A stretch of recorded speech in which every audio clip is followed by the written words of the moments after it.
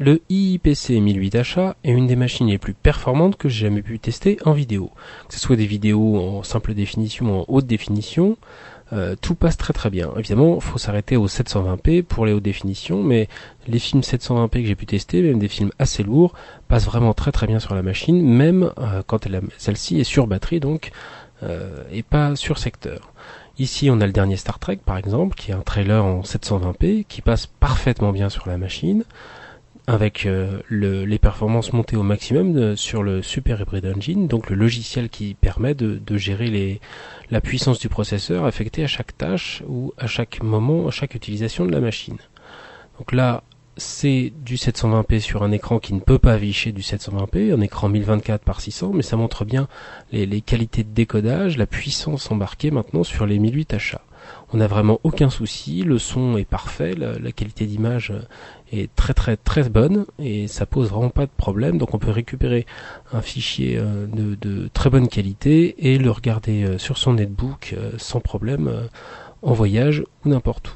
Sur des fichiers beaucoup plus légers, donc typiquement des encodages vraiment beaucoup plus bas de gamme, avec des artefacts importants, par exemple à l'écran, des gros carrés qui s'affichent, ou autres, on a un netbook qui se comporte vraiment très bien. Alors là, pour une fois, le fait d'avoir une assez faible résolution joue en la faveur du netbook, et on peut vraiment exploiter des fichiers qui sont en assez mauvaise qualité d'encodage, ou assez légers, et en profiter donc en les tenant par exemple sur une carte SD ou vraiment en faisant des fichiers qui sont très légers point de vue taille. Donc c'est un des avantages de la machine.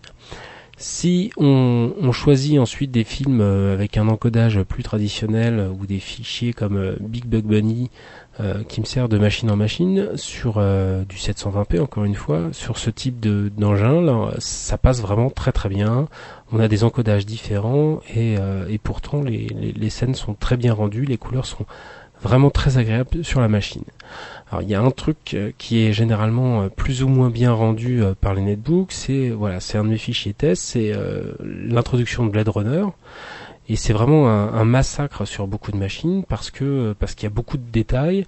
Là pour une fois c'est vraiment bien rendu, les effets par exemple de fumée ou autres sont pas noyés d'artefacts ou autres, c'est vraiment généralement assez difficile à transmettre sur l'écran, et là pour une fois on a non seulement avec l'écran glossy, on a non seulement des beaux noirs sur la machine, mais il y a vraiment zéro défaut sur l'affichage. C'est du coup un vrai petit netbook pour regarder un film tranquillement en voyage ou chez soi ou n'importe où. Il est tellement léger que c'est vraiment un truc très positif d'avoir à la fois léger, performant, et il y a vraiment que l'écran glossy qui peut poser un problème, notamment en voyage. Ce dernier fichier est en 1080i, donc c'est vraiment la limite supportée par la machine. C'est un fichier QuickTime Mov issu du site de la NASA, donc c'est le lancement d'Endeavour. Encore une fois, on a un fichier qui est assez lourd, avec une foule de détails. Là, on le voit, on a du mal à le voir à l'image parce que c'est filmé, réencodé et recompressé, mais une foule de détails qui sont très bien rendus par la machine. On a des traces de fumée, des étincelles sous l'engin. On a vraiment énormément d'informations qui sont bien retransmises, et c'est vraiment impressionnant de voir de la qualité, une aussi bonne qualité, un vrai fichier en haute définition sur un engin de ce type. Donc encore une fois, une grande variété de fichiers lisibles avec le IIPC 1008H.